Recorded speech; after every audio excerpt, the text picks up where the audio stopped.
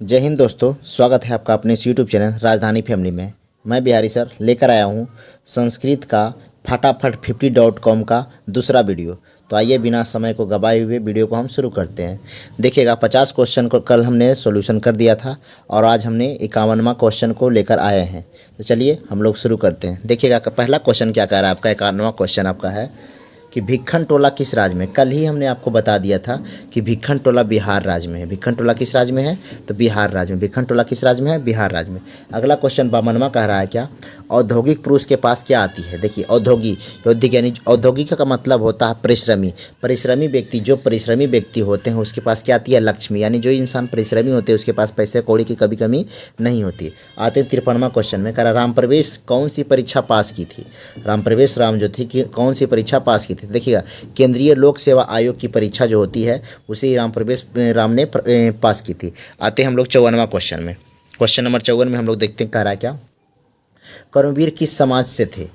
कर्मवीर किस समाज से थे, बताया था कल ही मैंने सब आपको डिटेल में कर दिया था कि कर्मवीर जो थे एक दलित समाज से थे, एक छोटी जाति के थे। ठीक है, कर्मवीर किस समाज से थे, दलित समाज से। अगला है क्वेश्चन नंबर 55 कह रहा स्वामी दयानंद कौन थे। देखिएगा स्वामी दयानंद समाज सुधारक थे।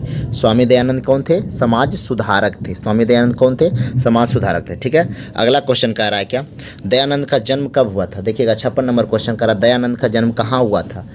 दयानंद का जन्म कहाँ हुआ था। दयानंद का जन्म गुजरात के टकरामा ग्राम में हुआ था। दयानंद का जन्म कहाँ हुआ था, तो गुजरात के टंकारा गांव में। गुजरात के कहाँ, टंकारा गांव में दयानंद का जन्म हुआ था, स्वामी दयानंद का। ठीक है, आते क्वेश्चन नंबर 57 में कराया दयानंद का बचपन का नाम क्या था। देखिएगा दयानंद का बचपन का नाम मूल शंकर था। क्या था, मूल शंकर। क्या था, मूल शंकर था। ठीक है, मूल शंकर दयानंद। अंत क्वेश्चन नंबर 58 करा इनका यानी दयानंद का जन्म कब हुआ था, तो 1824 में हुआ था। दयानंद का जन्म कब हुआ था, तो 1824 में हुआ था। ठीक है, आते हैं क्वेश्चन नंबर 59 करा इनकी मृत्यु यानी दयानंद की मृत्यु कब हुई थी, तो 1883 में। जन्म अगर दयानंद का पूछे, स्वामी दयानंद का जन्म 1824 में और मृत्यु 1883 में। ठीक है, क्वेश्चन नंबर 60 कह रहा आर्य समाज की स्थापना किसने की थी। तो देखिएगा आर्य समाज की स्थापना स्वामी दयानंद सरस्वती ने की थी। किसने की थी, स्वामी दयानंद सरस्वती ने ही आर्य समाज की स्थापना की थी। क्वेश्चन नंबर आते हैं 61 में कह रहा है, क्वेश्चन नंबर 61 में क्या देखिएगा, क्वेश्चन नंबर 61 में कह रहा आर्य समाज की स्थापना कब हुई थी। देखिएगा स्वामी दयानंद सरस्वती जी के द्वारा आर्य समाज की स्थापना की गई थी और कब की गई थी, 1875 में। कब की गई थी, 1875 में। ठीक है, अगला कह रहा क्वेश्चन नंबर 62 में देखिएगा क्या कह रहा कि दयानंद किसके विरोधी थे।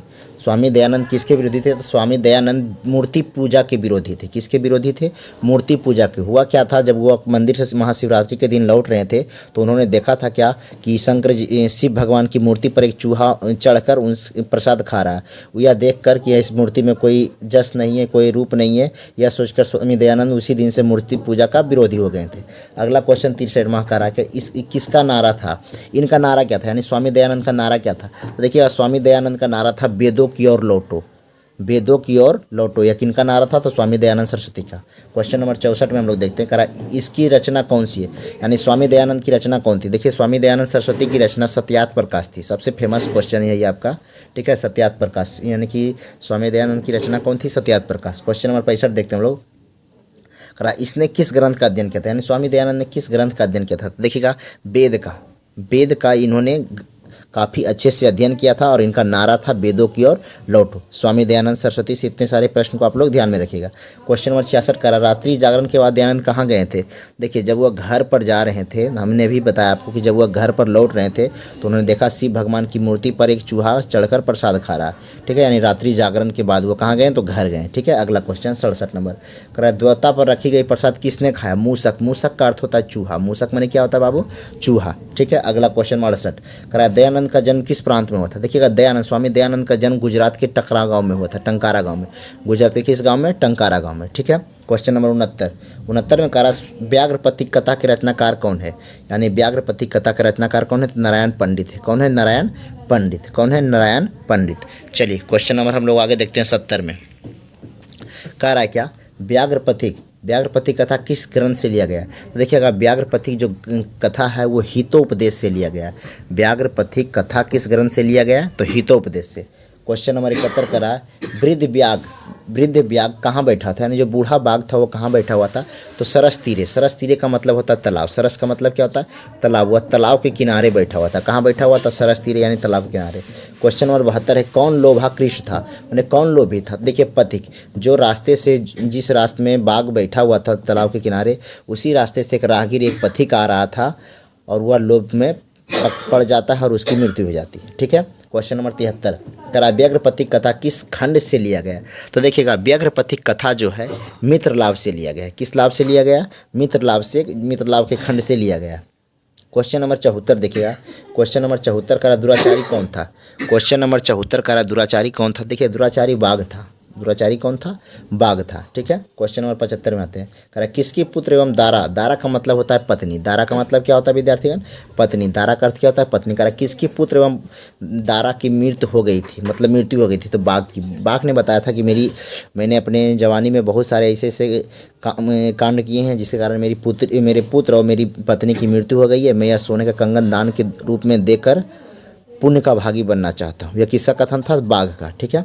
क्वेश्चन नंबर 76 देखते हैं, क्रिया बिना किम भारम, यानी क्रिया बिना क्या भार है, ज्ञान। अगर आप क्रिया नहीं करते, काम नहीं करते तो आपको ज्ञान नहीं मिलेगा। ठीक है। क्रिया बिना किम भारम, तो यानी क्रिया बिना क्या भार है, तो ज्ञान भार है। क्वेश्चन नंबर 77 कर हमें क्या नहीं करना चाहिए, हमें क्या नहीं करना चाहिए, हमें लोभ नहीं करना चाहिए। लोभ एक बुरी बला है, लोभ लालच क्या है, एक बुरी बला है। ठीक है। क्वेश्चन नंबर 78 विश्व शांति पाठ, क्वेश्चन नंबर 78 का विश्व शांति पाठ वातावरण का चित्रण किया गया है। देखिए क्वेश्चन नंबर 78 में कह रहा है क्या, 78 देखिएगा, कह रहा है क्या विश्व शांति पाठ के में किस वातावरण का चित्रण किया गया है, तो अशांति का। किसका चित्रण किया गया, विश्व शांति पाठ में किस वातावरण का चित्रण किया गया, अशांति का। चलिए आते हैं क्वेश्चन नंबर 79 में हम लोग देखिएगा, क्वेश्चन नंबर 79 में कह रहा है, एक मिनट,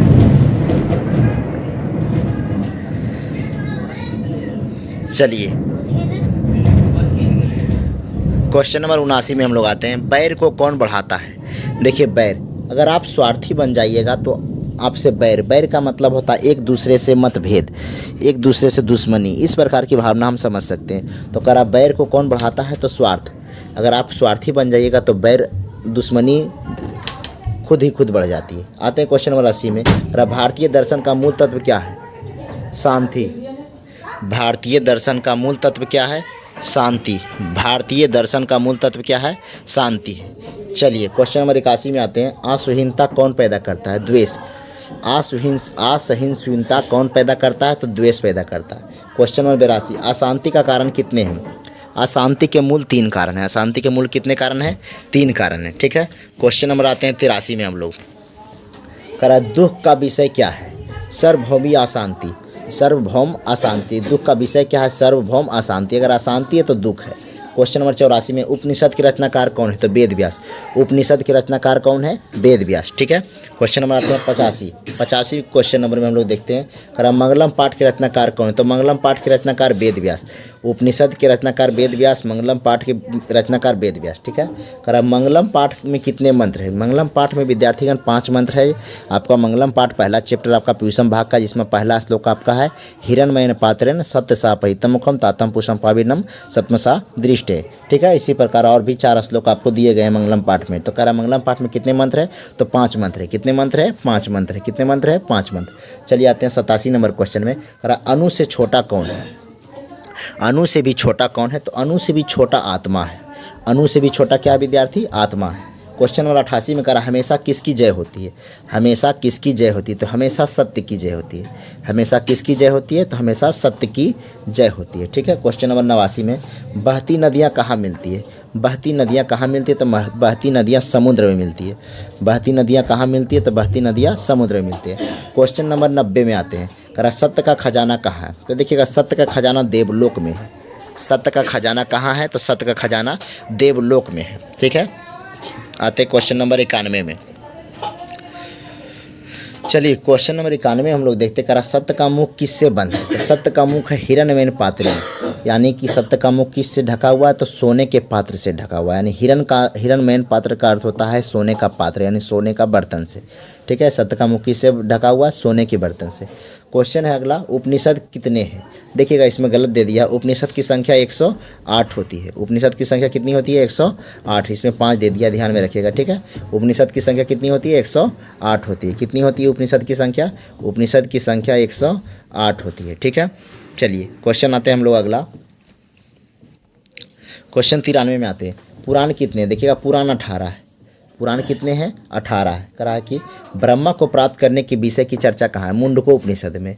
देखिए क्वेश्चन और पूछता है कि सत्यमेव जयते कहाँ से लिया गया है, तो उसका भी आंसर होता है मुंडको उपनिषद से। और कह रहा है कि ब्रह्मा को प्राप्त करने का विषय की चर्चा कहाँ है, तो वो भी मुंडको उपनिषद में, ठीक है। क्वेश्चन नंबर 95 में आते हैं। कह रहा आत्मा को गूढ़ रहस्य की व्याख्या किसमें है?